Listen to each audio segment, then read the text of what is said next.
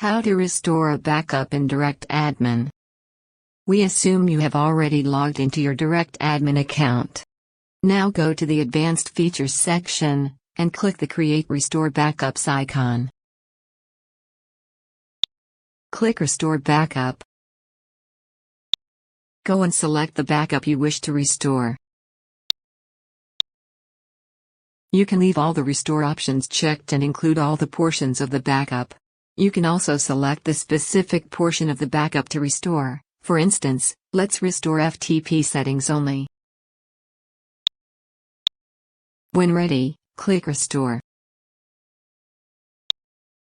It may take some time to restore the backup, depending on the size of the backup file. It sends a message on the completion of restoration work. Let's view the message.